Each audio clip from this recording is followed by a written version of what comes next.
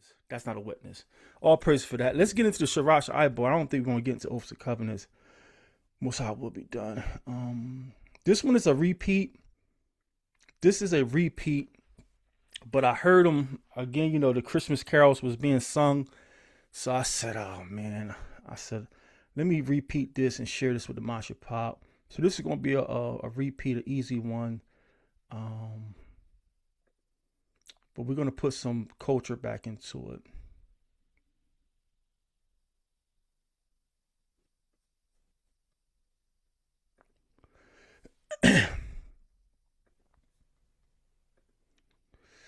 Everybody's veterans, so you know what we're saying here. We're just comparing the true original pictographs that's concrete with that brown box that's now is becoming more abstract in that generation. The red letters is concrete. You know exactly what they're intending with those pictographs. Just showing how the English language pretty much is produced from our language. You see the English letters there, matching up to our letters. This is our tribal declaration. We're not here to, you know, belittle anybody, call anybody stupid. This is just the facts of the case. These are Israelite scrolls written by Israelites, and if you don't understand the Israelites, then you won't understand these scrolls. And when we're referring to scrolls, we mean Genesis to Revelations, the Apocrypha. These are scrolls written by Hebrew people, Israelite people. They're steeped with cultural undertones. If you don't understand their undertones, you're not understanding what they're talking about. And we're not saying that if you're not an Israelite, you can't understand what's going on, because we had that pretty much that proof text, the video Nariah shared by that Gentile woman last week. She was on point. She was on point. And she understood she was a Gentile. So she's not an Israelite, but because she's humbled herself and probably asked the Most High for understanding, the Most High has granted her understanding. And she's not less of a human because she understands she's a Gentile. She says, I love the Most High's word, and I think she said, I love his people. I'm not sure. Well, if you love his word, you got to love his people. So that is a true Gentile, but she understands the scrolls because she understands the prophecies. She understands the culture. So that's what we're saying. If you don't understand the Israelite culture, you're going to understand these scrolls. Take a few seconds and see if you guys can decode this one. It's a compound word to use their system. It's a compound word.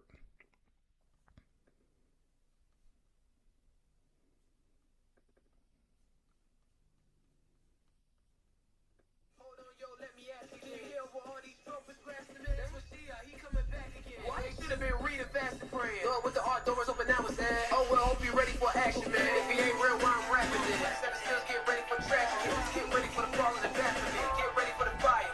Sword white to the 7 hands on the dragon. I can't believe I was out there passing sin. Now I'm right here, out here passing script. Living water for the free go take a sip. Push it back for the most high relationship. In the spirit, we gotta stay quick. In the water, since good is my favorite dip. That will keep you feel more than potato chips. I ain't worried about all day face clip. They believe in anything, yeah, Joseph Smith. When my king come back, this stage is split. Same way that they try to flip a script. Money off the list. Sounds nice, don't show me where it is. 22:19 Revelation. If you switch that verse, you get it cursed. My God changed the law, though he say is the word. You a liar. That is a third. We are lions. You is a bird. Second Ezra, chapter 11. I pray real soon we're out the third. I pray real soon we out of here. I stop while you over there acting scared. Be strong and courageous, not the third. Psalms 119:11, yeah. Gotta keep these scriptures inside your heart. Then I will start cleaning your inward part. Okay. Put the IV in my soul. How can I claim YAHAWAH if I'm not in Yazabo? Flesh ain't nada, just a lot of dirt. One day it will corrode. Sin is sweeter than what y'all say. Yeah, it's hard, don't let it go. 1 Corinthians 10:13. Ain't no new temptation, new below. Ain't nothing new underneath the sun. Problems come, then problems go. Make investments for your future. Yeah, I'm talking about your soul. GOD, invest in gold. The kingdom has it overflowed. Cameras, artists, flash, lights, cameras,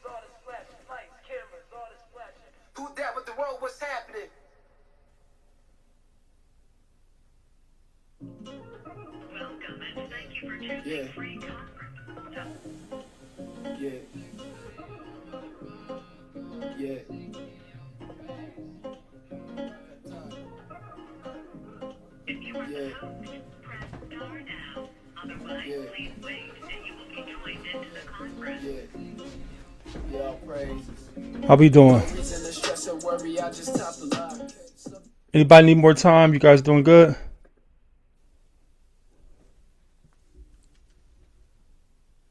Yay, nay?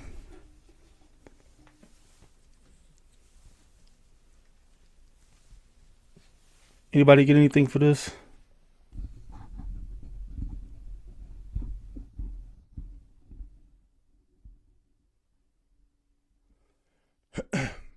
So you got Amnawaahla.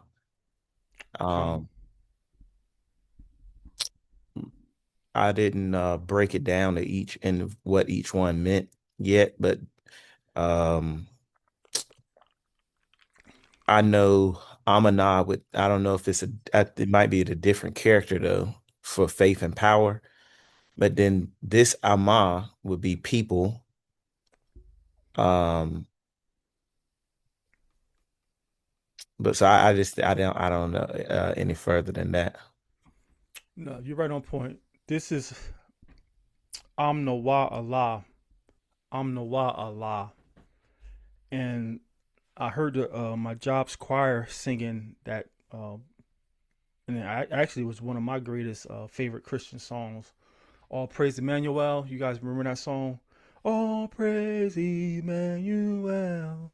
So that's what inspired this one. I'm pretty sure we taught this years ago when we was in the Bayat, but hearing them sing it, I had two reactions. First, I was annoyed and irritated because like you don't even know who you're singing about, and then immediately the Most High convicted me, like have compassion, and in their heart they think they're singing about me, the Messiah. So this is Amnawaahla. Amnawaahla, and the pagans say Emmanuel. The text say Emmanuel, and Emmanuel is just a dead language. It has no power to it. You don't understand what the text is saying. So, like Ak was saying, the first two characters give us the word Am or Amah. We're not sure. I'm not going to never lie to you and try to impress you. We're not sure on the exact pronunciations of a lot of things because we just haven't been fully restored yet. So we all have different speech patterns, different cadences. And when we speak and read, I do the best I can with my cadence. I'm a fast talker, so I have to really slow down sometimes and really pronounce these things. So that first word is Am or Amah. The second word is Nawah. Nawah. Then the last word, the last two letters make up what we would say Allah. If you've been around Muslims, their greeting is all praises be to Allah. And I agree with them. All praises be to Allah. But my Allah is YAHAWAH. YAHAWAH. Allah is not a name. Allah is a title, a position. So you can have anything as Allah. Your job, your spouse, your car, your career. Anything could be Allah. It's just a Shemitic term that means power. That's all it means. And then for the English, connotation is a God. So Allah just means a power or a God. So when we say Amnawaahla, they say Emmanuel. And then they say this means that God is with us. And they're half right. They're half right. But that Christian theology is being really deceitful. And maybe this time is not purpose or it's not intended to be deceitful, but because they don't know the culture is deceitful, because it's not specifically God's with us, because they're going to, the Christian doctrine or dogma will say God is with us believers. God is with the born again. But when you put it back into this cultural dialect, it's not that God is with us. It's God is with the people. So Shemaryah, if you guys have been paying attention, and we have over 400 something classes on the channel, and please take advantage of this technology while it's here. Anything you forgot, or you're going through something, we could have a channel addressing that. So, please use that channel while it's here. We're not sure how long things are going to be around, but Shemaryah had this word in his first, I believe, the first installment of the Gentile series. And Amah or Am is the word for people. And on the surface, if you stop on the surface, yeah, God is with the people. But we as the children of light, we're never going to stop on the surface. We're going to keep going. We're going to keep going. This is about covenantal relationship. Covenantal relationship. Let's go to Isaiah 7 when it's first given. YAHAWAH 7 and 14 when it's first given. I feel like we have it in class already, so we probably won't get to Oaths and Covenants. Let's get to where it's first given. Isaiah 7 and 14. YAHAWAH 7 and 14.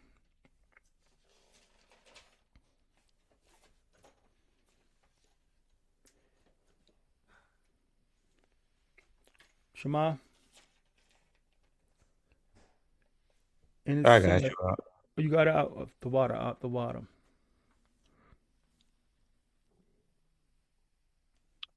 All right. Isaiah chapter 7 and 14, it says, therefore will I do unto this house. I'm sorry, that's Jeremiah. My bad. 7 and 14. Isaiah chapter 7 and 14, it says, therefore Yahawah himself shall give you a sign. Behold, a virgin shall conceive and bear a son, and shall call his name Emmanuel. Could continue. We're good here. This is where the verse comes from. The word is Emmanuel in English. And the prophet is given a promise. So you have to always go back and get the context. We just found out earlier with that example about biblical illiteracy. When you cherry pick verses and just snip them out the chapter, you can contort it to say anything. And that's what they do here. They snip this verse, and God is with us. God is with his church. God is with his church. God is with the believers. But culturally, that's false. That's false. What's going on here is the northern kingdom is vexing the people. And then they're having issues with Syria. And Syria is threatening to take the people. And so the prophet Isaiah gets a promise from the Most High that your wife is going to conceive a child. And this child is going to be a sign, a token that I'm with you. I'm with the nation. So his wife did conceive, and that child, he didn't name the child Emmanuel. He didn't name the child Emmanuel. The child was a token or a remembrance that I'm with y'all. Not with the world. I'm with the Israelites. Let's get it again, because they use it in Matthew, and they put this on everybody. Matthew 1, is it? Matthew 1:23. When our king is born.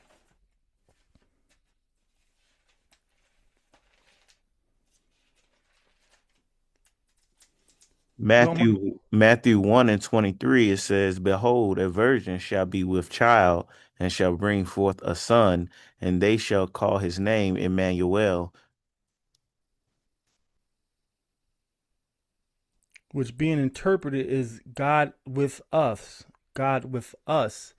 And the writer of Matthew recalled this from Isaiah, because it happened generations ago.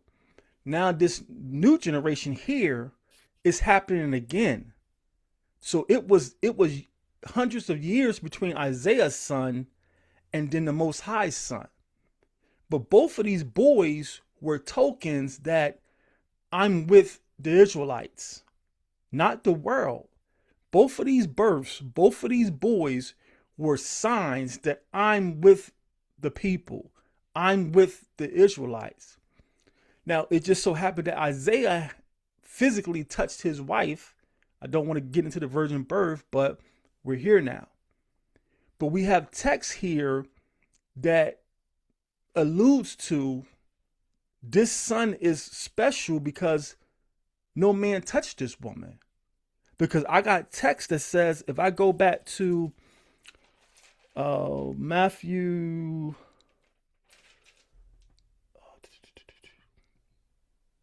if I go back to, where's it at? The end of the chapter. If I go to 125, Matthew 125, I have a text I can read, and the text says, and knew her not until she had brought forth her firstborn son and called his name YAHAWASHAI. So 2 things is wrong there. Culturally, if Joseph had touched her, the writer of Matthew, who's a Hebrew, he knows that a woman doesn't have a son.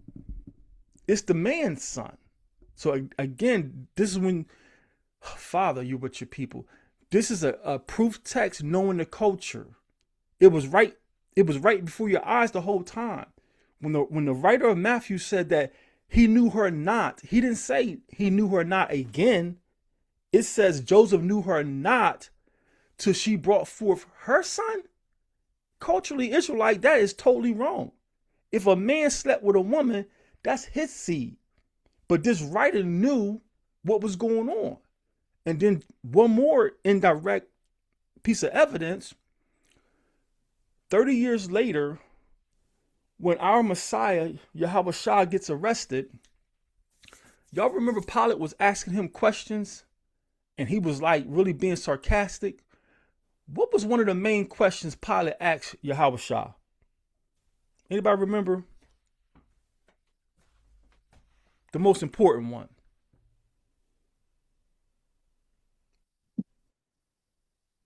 Did he ask him he was the son of Joseph? Not reverse it. You right on there. You right on there. You hot as a firecracker. Pilate asked him, "Are you the son of God?" So here's 30 years later. They still don't know. They haven't been bought. They haven't been hooked on Joseph, his dad. 30 years later, they're still asking, "Are you the son of God?" So, not to harp on the virgin birth, the point being, this birth is a sign for the world? No. This son is a sign for the Israelites. So when they were singing about all praise Emmanuel, you're singing about a savior for us. I just say it.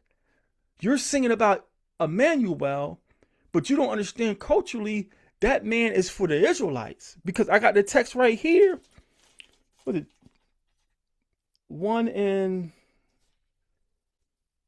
Where's it at? We pull it all the time. Is it 2? 2:19, is it? Where is it? No, it's a 1. He should save his people from their sins. 121. Matthew 121, the writer comes out and tells us, and she shall bring forth a son, and thou shalt call his SHAM, his name, YAHAWASHAI. Why? For he shall save his people from their sins. So Amnawaahla, the people are back with the power. Let me go back a screen and get it back. Amnawaahla, the people are back with the power. Now, Nawah is our word for us. So more times than not, you're going to see Nawah as a suffix at the end of a word. It means us or our. So the people or us, we're back with the power. Now, we can just process this so many different ways with these characters. The people, the word people, the character of the I, it means to continue. The water wave represents fluid or blood. So our bloodlines continues. Who bloodline do we come from, Mashapak? We come from Abraham's bloodline. So the bloodline continue, and now Nawah, I was racking my brain because I told y'all when Shamaria corrected about the letter I not being actually I, the I sound is an ah sound. I said, well, let's correct the na sound too. That na is not a. Uh, we were saying originally when I started teaching the language, we were saying that that's a picture of a seed of a man, like a sperm cell. That's not a sperm cell. That's a picture of a snake because the Hebrew word for snake is nakash. And we take the first sound, na, and that's what the letters sound like, na. So I was racking my brain because, again, I'm still growing. I'm still developing into an Israelite. I'm like, okay, why? Because, first of all, just being transparent, we family. I don't care if y'all embarrassed. Snakes is the one animal I'm terrified of. I hate snakes. There's nothing cute about them. Those who have pet snakes and all that, I thought they were the devil. So I hate snakes. That's one animal you will never see me trying to entertain. So I'm like, why would our ancestors use that snake for a letter? And then what is the meaning of it? And then the Most High gave me revelation last night as I'm pondering. He says because the snake, like right here, Noah, us, you have the snake and you have the tent peg. Well, what does a snake do all the time, like in the woods and around trees? Like, what do you see a snake doing? Or that medical symbol? What is the snake doing? Climbs up the tree, like it like slithers up.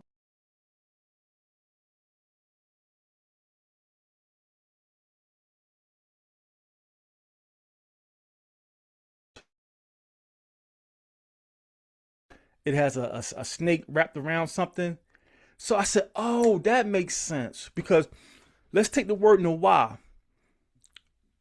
The word Noah, You might have froze up your connection, or yeah, and I don't know why I did that because I'm on Ethernet. you good now? Yeah, I'm on Ethernet, so I don't know what's that about. I What was did you say saying about when the snake? You said, what does it do with a tree? Something with the tree. when a snake goes up a tree, it wraps around the branch like that. The picture of the medical symbol, it has the serpent being wrapped around that whatever that tool is. So I said that's the connotation our ancestors are using most times with the snake, with the na, because we're supposed to be wrapped around the Most High. We're supposed to be twined around the Most High. I said, oh, it was killing me for weeks. I'm like, how can we because in my mind, again, I'm still got the Western on me. Everything about a snake to me is evil. In my mind, I see a snake, I'm thinking evilness. But then Masha held that brass serpent up, and it was keeping us alive. Anybody who's bit was by anybody bit by the serpents, if they looked at the brass serpent that Masha had, they would be healed. So it's one of those things like just growing up away from your culture. I see a snake, I'm thinking evil, but I'm like, positively, a snake is shiny. Its skin when it's healthy, it sheds that coat. It glimmers, it shimmers, and then it wraps around things. So we're supposed to be wrapped around the Most High. So that's one of the connotations that when you see the na, think about being wrapped around something, wrapped around something. So the people are being joined to the power. That's what Amnawaahla means. Amnawaahla, the people are being joined to the power, but these people are specific people, not as they're singing about in these Christmas carols. It's the people of Israel. And let me just go ahead and get to the meat and potatoes of it. And it's all about covenantal relationships. And the Most High is only in covenant with the Israelites. Just give me book. You can't get around that. You can't get around that. The Most High is a power of covenant. He's only in covenant with the Israelites. That's not debatable. You can't show me no scripture that he made a covenant with other people. I don't care what your seminary classes say. I don't care what your mega pastors say. Textually, you cannot provide any witnesses where the Most High is in covenant with anybody but Israel. That's just give me book at its finest. But Shamaria shared this, and this is the breakdown of the word Am or Amah. This is the breakdown of Am or Amah. and it's Strong's H604. If you want to, again, please, we all are Bereans. Don't take my word for any of this stuff. You go do your own work. In outline of biblical usage, or Amma means nation, people, persons, members of one's people, compatriots, countrymen, kinsmen, kindred. So they were singing about Emmanuel, and it irritated me because it's like, you people are so lost. That text is really about you, but here you are in idol worship, singing to a false Roman Christian deity. But when you put it back into Amnawaahla, Messiah was another proof, another oath. I'm back with y'all. I'm back with y'all. And even when the son was born, our punishment still wasn't over. That's the man. Let's just let this flow. That's the whole thing about Christianity. Messiah was born, and now the world's been redeemed, and now all you got to do is believe and repent this sinner's prayer. Even when the Messiah was born, he told the people that you should be led away captives into all nations, and some of y'all are going to die by the sword. So even when the son was born, we wasn't redeemed. So what was the purpose of sending him? To start the process, to give the people hope that the Most High didn't forget what he promised Abraham. So this son is a sign, I'm back with y'all. Amnawaahla. Amnawaahla. Any comments or questions about this word? Sure. Can I be heard, y'all? Come. It's just a couple things that this word reminded me of. When looking at the characters, and this is just for me, so I'm just gonna read this precept, Zechariah chapter 2, verse 8. It says, "For thus saith Yahawah Tazabah, after the glory hath he sent me unto the nations which spoiled you. For he that touches you touches the apple of his eye."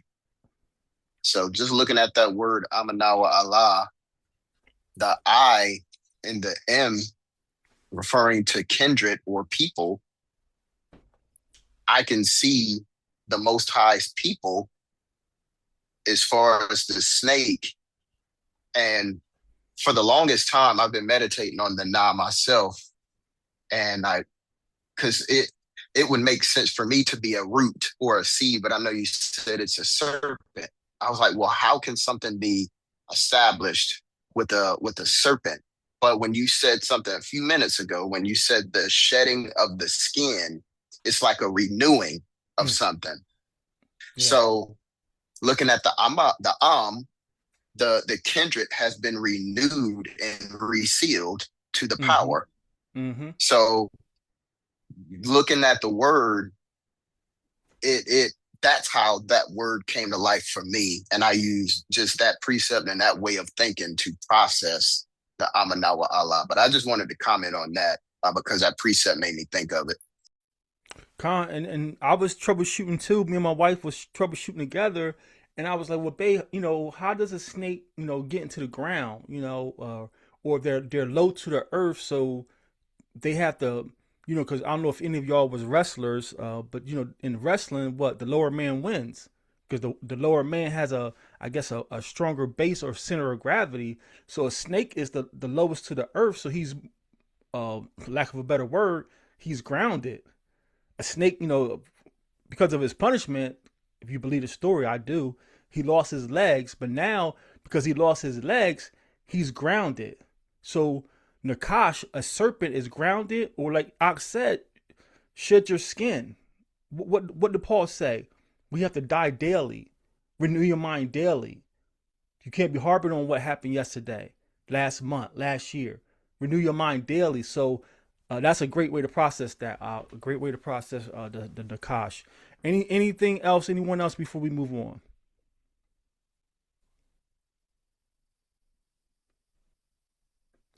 All praises. So that's the word Amnawaahla. They say Emmanuel. Emmanuel has no cultural context. It has no cultural power. But when we put it in our cultural context, what the prophet was saying and what Matthias was recording, these sons being born were oaths that Abba is with the 12 tribes. Amnawaahla, or signs or oaths that I'm still with the 12 tribes. All praise to the great I am. I got something I want to start today, and I may do it from time to time.